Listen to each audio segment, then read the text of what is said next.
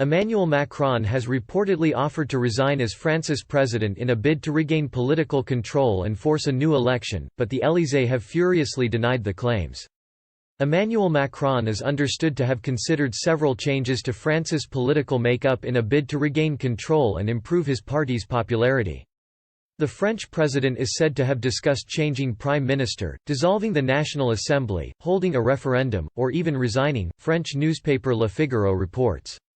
But the Elysee has reacted furiously to the article, and insisted Mr. Macron did not participate in the discussion or offer to resign. It was claimed Mr. Macron mooted the options during a video call with London donors who helped finance his 2017 presidential campaign. According to one of the participants, the French president only spoke for about 5 minutes, where he indicated that he was ready to resign in the weeks or months to come if needed. Such a move would trigger an early presidential election, and Mr. Macron hoped he would be able to capitalize on the element of surprise. The source claimed the French president told the small group, "I am sure I will win because there is no one in front."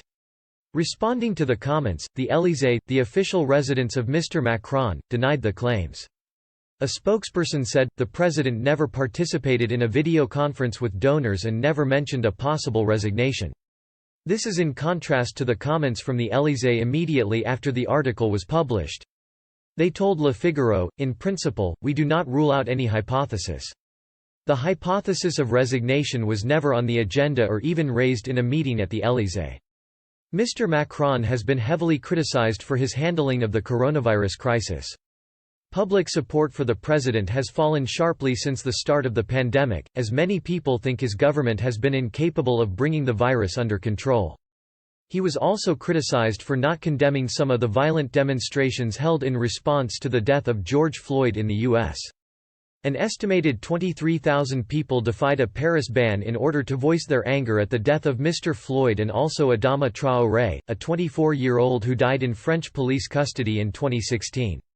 Violence later erupted from the protests with police using tear gas to deter the crowds while demonstrations also took place in Marseille, Lille and Strasbourg.